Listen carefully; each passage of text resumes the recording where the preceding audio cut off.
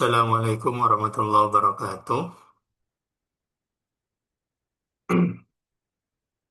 Malam hari ini kita akan menjadi mengenai babu marfu'atil asma, isim-isim yang dibaca rofa. Jadi kemarin kita kan sudah mempelajari terlebih dahulu mengenai tanda dari i'rab. Jadi i'rab itu kan ada empat, rofa, nasab, jar, jazm. Kemudian juga sempat dijelaskan kalau rofa itu tandanya menggunakan apa? Ada yang dhamma, ada yang menggunakan waw, ada yang menggunakan alif. Kalau nasab menggunakan apa? Kalau jar bagaimana, jazm bagaimana? Baik i'rab di fiil ataupun di isim. Kemarin juga dibahas mengenai i'rab di isim, di fiil mudhari. Kemarin pembahasannya mengenai i'rab fiil mudhari itu ada rofa, nasab, dan jazm. Rofa itu ketika fi'il mudhari tidak bertemu dengan amil nasab dan amil jazm. Sementara i'rab nasab bagi fi'il mudhari itu terjadi ketika fi'ilnya bertemu dengan amil nasab. Yang mana amil nasab itu ada beberapa. An, lan, idan, kailam, juhud, hatta, aufa, wa'u. Kemudian i'rab jazm itu ketika bertemu dengan amil jazm. Di fi'il mudhari ketika bertemu dengan amil jazm, maka i'rabnya jazm. Ada yang amil yang menjazmkan satu fiil, ada amil yang bisa menasabkan dua fiil. Contoh yang menasabkan satu fiil, lam yadrib, itu lam, itu masuk amil jawazim yang cuma menjazmkan satu fiil. Ada juga amil yang menjazmkan dua fiil, yang mana fiil pertama disebut fiil syarat, dan fiil keduanya itu disebut dengan fiil jawab. Contohnya adalah in. In tadrib adrib. Jika kamu memukul, maka aku akan ikutan mukul. Itu namanya amil jazm yang menjazmkan dua fiil. In tadrib adrib. Tadrib itu menjadi fiil syarat karena berada di awal. Adrib menjadi fiil jawab. Jika kamu memukul, maka itu namanya sim syarat dan jawab. Kemudian malam hari ini pembahasannya akan membahas mengenai marfu'atul asma. Jadi isim-isim itu akan beri'rab rofa. Kapan isim itu akan i'rab rofa? Maka akan dijelaskan di pembahasan kali ini dan pembahasan-pembahasan berikutnya. Misal contoh ketika jadi mubtada, khobar, atau fa'il, itu isim-isim dibaca rofa. Langsung marfu, bismillahirrahmanirrahim, marfu'ul asma sab'atun na'ti biha. Ma'lumatal asma'i min tabwibiha. Isim yang dibaca rofa ada tujuh. Jadi ada tujuh isim, ada tujuh keadaan isim yang membuat isim itu beri'rab rofa. Yang pertama ketika isim itu menjadi fa'il. Fa'il itu adalah pelaku dari suatu fi'il. Doroba memukul, maka fa'ilnya Zaidun. Doroba Zaidun bakron. Itu namanya fa'il. Jadi setiap ada fi'il, itu pasti akan ada fa'ilnya. Setiap ada pekerjaan, pasti ada yang mengerjakan. Itu namanya fa'il. Jalasa Ahmadu. Doroba Zaidun. Qoro'a Tolibu. Itu namanya fa'il. Kemudian adalah naibul fa'il. Naibul fa'il ini mirip dengan fa'il. Naibul fa'il itu mirip dengan fa'il, hanya saja naibul fa'il ini terjadi ketika fi'ilnya itu mabni majhul. Jadi kalau yang contoh awal doroba zaidun bakron, itu susunan fi'il yang maklum, kata kerja aktif, sementara yang ada duriba bakrun itu adalah kata kerja pasif. Maksudnya gimana? Kalau aktif itu memukul, kalau pasif itu dipukul. Jadi naibul fa'il itu asalnya adalah maf'ul yang menggantikan posisi fa'il yang dibuang pada susunan fi'il mabni majhul. Awalnya doroba Zaidun bakron. Kemudian ketika doroba dimajhulkan menjadi duriba, lafaz Zaidunnya dibuang dan bakron menggantikan posisi Zaidun dan akhirnya dibaca bakrun. Duriba bakrun. Kemudian yang ketiga ada mubtada, yang keempat khobar. Susunan ini merupakan pilar dari jumlah ismiyah. Jadi kalau fi'liyah itu ada fi'il fa'il, kalau jumlah ismiyah itu ada mubtada dan khobar. Mubtada itu adalah awalnya, khobar itu adalah akhirnya. Mubtada itu adalah ar-rajulu jamilun itu khobarnya. Jadi dua kesatuan ini harus bersamaan. Karena yang kalau salah satunya hilang, maka faidah dari kalam itu tidak akan ketemu. Berikutnya yang dibaca rofa adalah isimnya kana. Contoh kana ar-rajulu jamilan. Kana, inna, dan lain-lain itu disebut dengan amil nawasih. Nawasih itu adalah amil yang masuk kepada susunan mubtada khobar yang mana nanti merusak hukum awal dari mubtada khobar. Kalau mubtada khobar, hukum awalnya itu adalah rofa, mubtada rofa, khobar rofa. Ketika kemasukan amil nawasih, itu akan berubah hukumnya. Yang pertama, ketika kemasukan kana, maka mubtadanya tetap rofa atau disebut isimnya kana, dan khobarnya menjadi nasob. Kana ar-rajulu jamilan. Yang termasuk marfu di sini adalah isimnya kana. Kemudian yang berikutnya adalah khobarnya inna. Karena pengamalannya inna itu berbalik dari pengamalannya kana. Isimnya dibaca nasob, khobarnya dibaca rofa. Inna rojula jamilun. Yang terakhir adalah tawabi. Tawabi itu adalah isim yang ikut pada isim sebelumnya. Jadi kalau sebelumnya itu udah ada isim yang dibaca rofa, kemudian ada tawabi. Nah, maka tawabi ini juga dibaca rofa. Tawabi ini ada empat, ada sifat. Seperti contoh ar-rajulu al-jamilu. Ada atof, ar-rajulu wal-mar'atu. Ada taukid, ada badal. Itu namanya tawabi. Nanti dari ketujuh keterangan ini, ketujuh marfu'atul asma ini akan dijelaskan satu persatu. Yang pertama yang akan dijelaskan adalah fa'il. Fal fa'ilu ismun mutlaqan qadir tafi bi fi'lihi wal fi'lu qablahu waqa. Fa'il adalah isim yang dibaca rofa yang jatuh setelah fi'il mabni ma'lum. Seperti ta'allama at-tilmidhu. Ini adalah contoh dari fa'il. Tilmidhu itu adalah fi'ilnya, kata kerjanya. Para ta'allama, ta'allama itu adalah kata kerjanya. Sementara fa'ilnya adalah lafaz at-tilmidhu. Contoh, doroba Zaidun, doroba fi'ilnya, Zaidun adalah fa'ilnya. Wa wajibun fil fi'li ay yujarrada idza li jam'in aw muthanna usnida. Fakul atas zaidani wa zaiduna kaja'a zaidun wa yaji akhuna. Fi'il boleh mufrad meskipun fa'ilnya berupa tasniyah atau jamak. Seperti ata zaidani, ata zaiduna. Jadi dalam susunan fi'il fa'il itu harusnya ketika fi'il itu rof mufrad, fa'ilnya juga mufrad. Ketika fa'ilnya itu tasniyah, bentuk fi'ilnya juga tasniyah. Hanya saja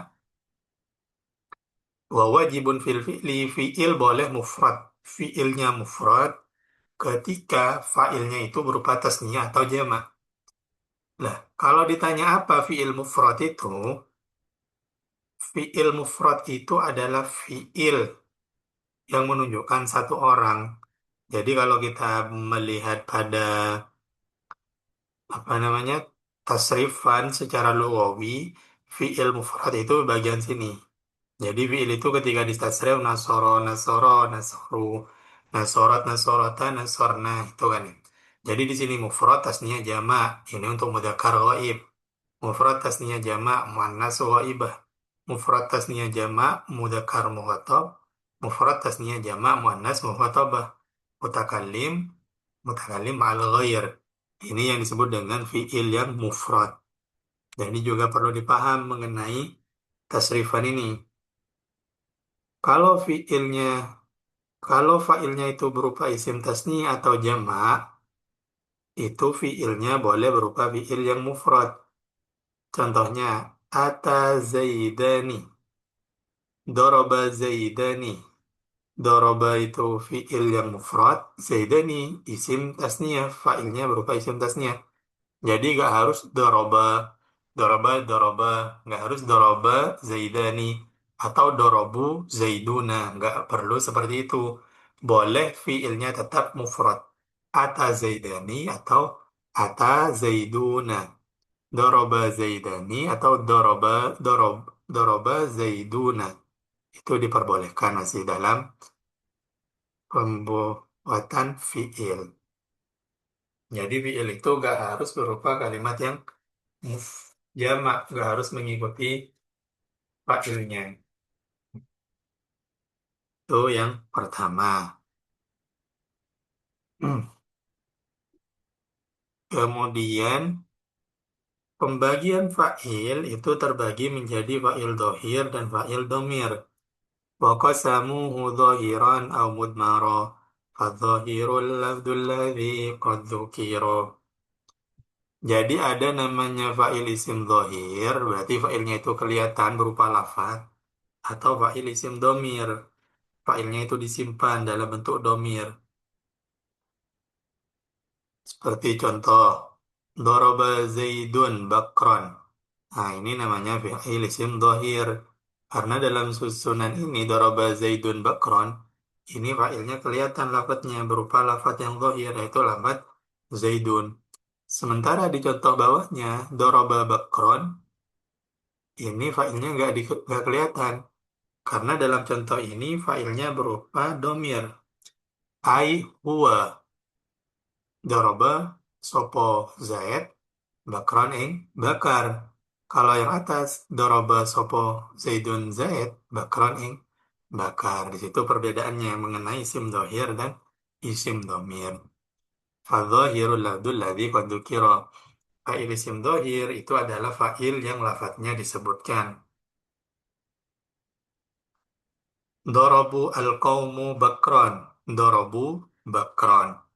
Nah, kalau fa'ilnya itu disimpan berupa isim domir, maka fiilnya itu harus sesuai dengan fa'il yang disimpan. Contohnya, dorobu bakron. Ini nggak bisa kita menggunakan lafad doroba bakron, tapi mengkehendaki fa'ilnya lafad jama aikom. Nggak bisa. Beda dengan kaidah yang sebelumnya. Kalau sebelumnya itu berlaku kepada fa'il yang zohir.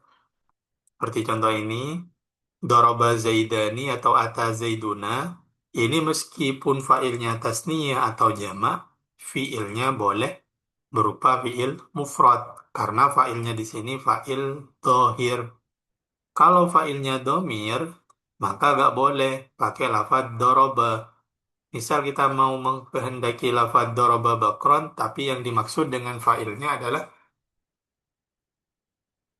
fail isim jamak. Itu salah. Contoh misal, di sini kita menggunakan doroba bakron. Doroba, tapi yang kita kehendaki itu sopo kaum. Yang nggak cocok. Ini nggak bisa. Susunan ini salah. Karena kalau failnya itu isim domir, maka fiilnya itu harus menyesuaikan dengan failnya. Harus dorobu sopo kaum bakron. Nggak boleh menggunakan doroba. Karena failnya isim domir. Kalau failnya isim dohir ya gak masalah. Doroba Zaidun atau pakai dorobu Zaidun.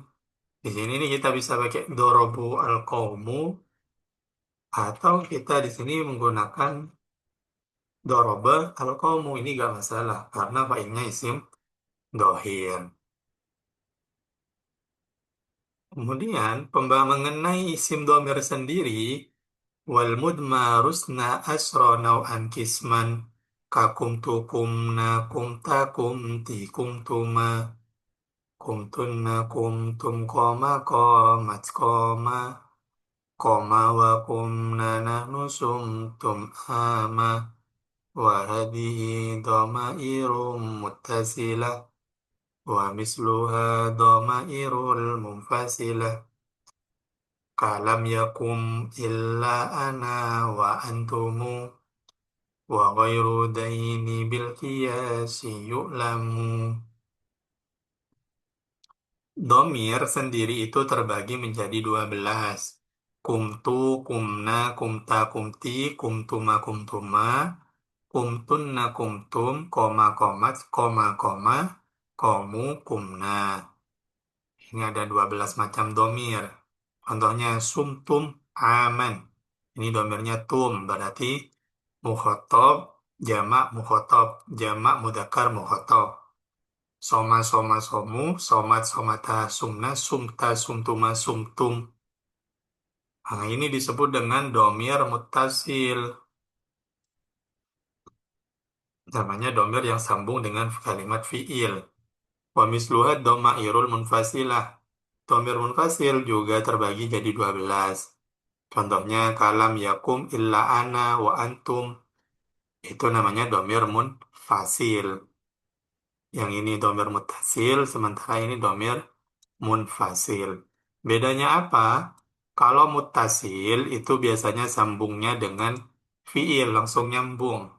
Kalau mutfasil itu nggak bisa sambung. Misal, koma, ana, gitu. Lam yakum illa ana wa antum. Ini namanya domir munfasil.